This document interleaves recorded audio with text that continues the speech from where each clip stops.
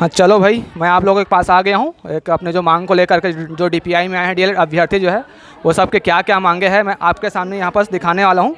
हज़ारों के संख्या में दोस्तों यहाँ पर जो अपनी मांग को लेकर के आए हैं, डीपीआई का जो अपने मांग को रखेंगे यहाँ पास, मैं आप लोग के सामने पूरा दिखाऊंगा एक एक चीज़। और देखिए आप यहाँ पास जो कुछ कुछ मैडम लोग आए हैं, जो सर लोग आए हैं यहाँ पास, पूरे अपने मांग को लेकर के डीपीआई का घेराव किए हैं और एक शांतिपूर्ण जो है यहाँ पास अपनी मांग को रख रहे हैं। तो क्या क्या जो मांगे हैं डीपीआई के अधिकारियों से, वो सब मांग को मैं आपके सामने दिखाऊंगा मेरे दोस्तों, तो आप साथ में बने रहिएगा। हज़ारों के संख्या में देखिए यहाँ पर बैठे हुए हैं अपने मांग को लेकर के, अपने अधिकार को लेकर के यहाँ पर जो संख्या में बल में आए हैं यहाँ पर डीएड अभ्यर्थी जो है ना। तो मैं सबके बारे में आपको बताऊंगा कि सब जो लोग अपने क्या क्या करते हैं, अपना जो अधिकार जो मांगते हैं उसके मैं दिखाता हूँ दोस्तों। हाँ, तो मैं मैम से बोलना चाहूँगा कि मैम अपनी जो बात है किस तरह से रखते हैं, क्या क्या मांगे अधिकारी के साथ, और आप पूरा बात ध्यान से सुनिएगा मेरे भाई। जी मैम, आपकी क्या बात है? सर, अभी हमारी अपनी मांगे हैं जो हम यहाँ रखना चाहते हैं। हमारी बातों को यहाँ सुनना ही नहीं चाह रहे हैं।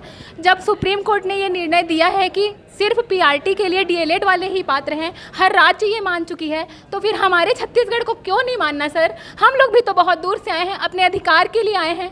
हम लोग को न्याय क्यों नहीं मिलता सर?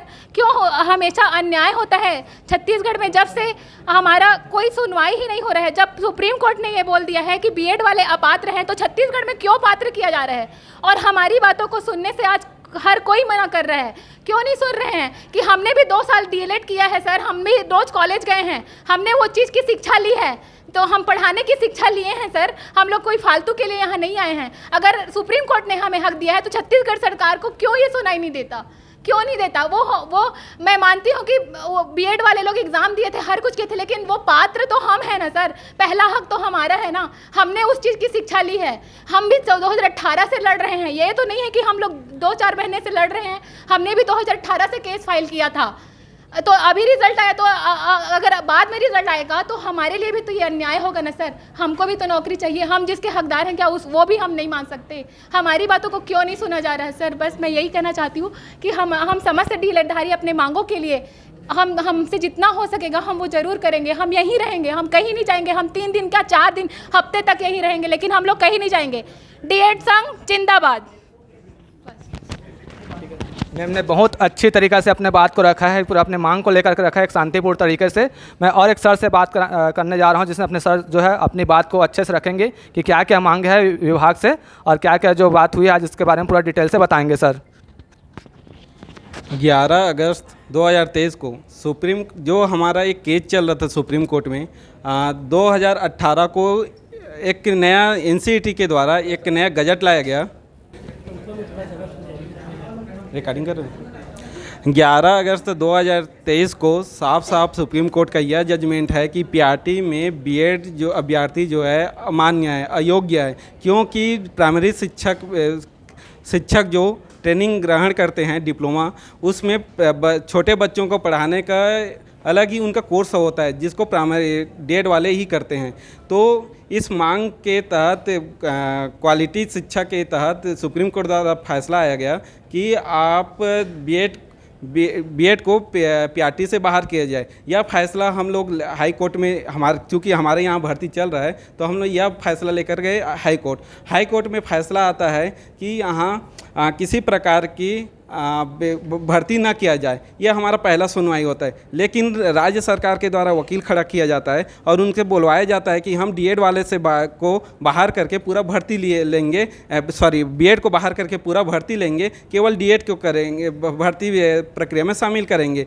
तो हाई कोर्ट ने इस फैसला को मान्य किया और बोले कि ठीक है, आप बीएड को बाहर करके डीएड वाले को भर्ती दे दो। लेकिन जब बीएड वाले इस मुद्दे को लेकर सुप्रीम कोर्ट गए, तो सुप्रीम कोर्ट का फैसला आया 29 अगस्त को, और उसमें बोला गया कि आप अगर भर्ती प्रक्रिया करते हो तो इनको भी अंदर रखो, इनका बात को सुने बिना इनको बाहर मत करो, और जो भी निर्णय लेना है आपको भर्ती सुप्रीम कोर्ट के निर्णय के तहत ही फैसला लेना है। तो ये अभी क्या हो रहा है कि यहाँ पे डॉक्यूमेंट वेरिफिकेशन किया जा रहा है, और साथ साथ और उसमें सुप्रीम कोर्ट के 29 अगस्त के फैसले में यह भी बोला गया कि जो भी डिसीजन होगा वो मेरिट और लॉ के अंदर ही होना चाहिए। मतलब जो जिसको बाहर कर चुका है बीएड उसको अभी छत्तीसगढ़ में शिक्षा विभाग के द्वारा या राज्य सरकार के द्वारा बीएड को जो अयोग्य है, जो सुप्रीम कोर्ट के जजमेंट में साफ साफ कहा गया है, जिसको सभी राज्य के द्वारा माना जा रहा है, हिमाचल प्रदेश, बिहार और आज तो केवीएस में भी साफ नोटिफिकेशन जारी कर दिया है कि बीएड बाहर होगा बोल के, और उसका रिजल्ट 1-2 दिन में आने वाला है। लेकिन इस सब को अनदेखा करके छत्तीसगढ़ सरकार एवं शिक्षा विभाग जल्दी नियुक्ति देने के लिए हम लोगों को हमारा अधिकार को किसी और को देने के लिए तैयार है और किसी और को दे रहे हैं, जिसके लिए हम लोग यहाँ पर जुटे हुए हैं कि हमें न्याय मिलना चाहिए।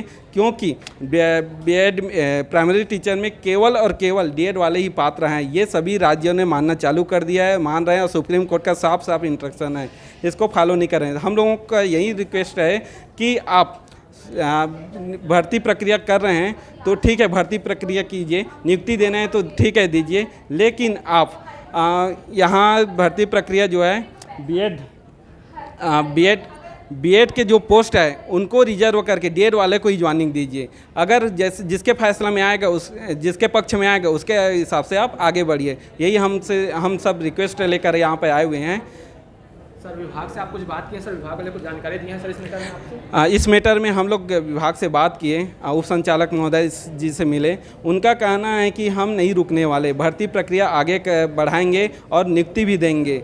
लेकिन जैसा फैसला आएगा हाई कोर्ट में, अगर वहाँ पर तुम्हारे पक्ष में आता है तो तुमको अंदर करेंगे, और अगर बीएड को बाहर करने के लिए अगर फैसला आता है तो बीएड को बाहर कर दिया जाएगा। लेकिन मेरा सरकार से यही एक सवाल है कि आप किसी को उनके फीलिंग के साथ कैसे खेल सकते हो। बीएड वाले को आप ज्वाइनिंग दिए, कल हाई कोर्ट का फैसला आया, अब उनको बाहर कर दिए, तो उसका फीलिंग के साथ खेलना हो जाएगा। इसलिए आप इसके फीलिंग पे मत जाइए, आप भर्ती प्रक्रिया को ही थोड़ा दिन के लिए या डिले कर दीजिए, या जो प्रोसेस सबके लिए सॉल्यूशन अच्छा है वो कीजिए। यही मेरा रिक्वेस्ट है। अगर आप किसी के फीलिंग के साथ खेल रहे हो तो हमारा भी अन्याय हो रहा है, उनका भी अन्याय हो रहा है। इसलिए आप थोड़ा वेट कीजिए, या अपने कुछ ऐसा सॉल्यूशन निकालिए जिनसे किसी का अन्याय ना हो और न्याय सबके साथ हो। ऐसा चलिए, तो मैम और सर ने बहुत ही अच्छे तरीक़ा से अपने मांग को विभाग के सामने रखे थे, और उतनी ही अच्छे तरीक़ा से विभाग ने भी जानकारी नहीं दिया है। तो क्या इस बारे में और क्या चर्चा होगी, मैं आप सभी और साथियों से मैं बात करूंगा। तो फिलहाल आपके लिए थोड़ा ब्रेक लेता हूं।